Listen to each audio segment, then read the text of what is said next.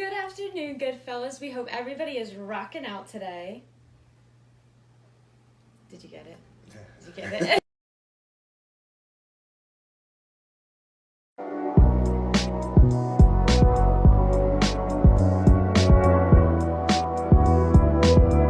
Welcome back to Ask Tony Tuesday.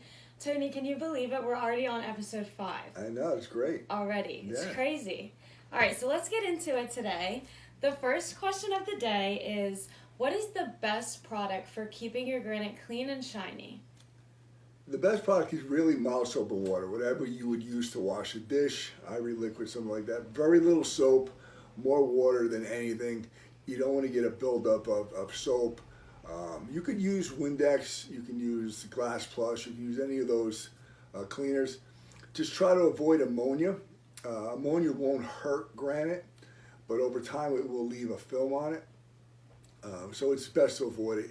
If that happens, you can always clean your granite, and it's probably a good idea to do it maybe once a year. Get some ultra-fine steel wool. You can get it at any big box store, any hardware store, and some denatured alcohol. And that will get rid of any film or anything that's residue that's left on the stone. It'll be nice and clean. Now, if you're dealing with a marble, you have to be a little bit more careful, and you have to make sure there's nothing acidic. Avoid anything, any kind of lemon cleaners, vinegar cleaners like that, because they will etch marble. So granite, pretty much you don't have to worry about anything like that. Marble, you have to be careful what kind of cleaners you use. The second question for today is, how many levels of stone are there, and how does each level work? Like, what does it mean? Well, levels they're a way for granite guys like us, wholesalers and fabricators, to sell to the public based on the cost of a stone. So a level 1 would be the least expensive stone, 2 would be a little bit more, and so on. It would go up so much money per level. It has nothing to do with the quality. Generally, has nothing to do with the quality of the stone, even though there is commercial grade material.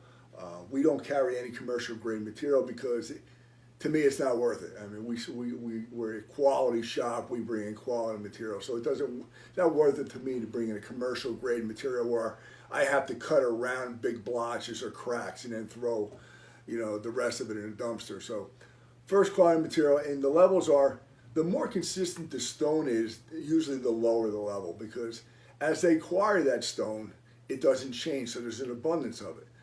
The more variation the stone will have, the more expensive it becomes, because that stone can change over time to the point that it doesn't look like that stone anymore. So therefore, they can't call it or sell it as that stone anymore. Or sometimes the stone will have a big lightning bolt type vein in it.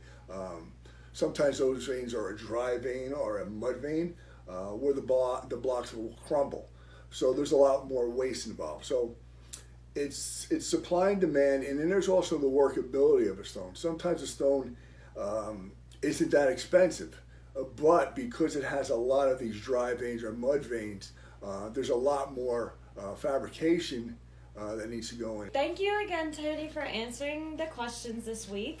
We hope everybody has a great rest of your week, and we will see you guys next week. Thanks for watching. Bye.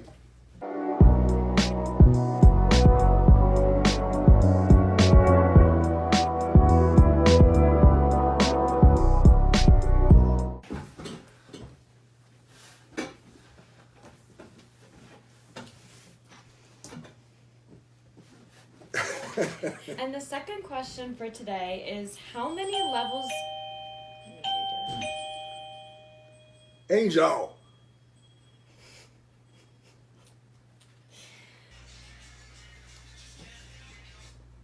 Okay, I was gonna wait.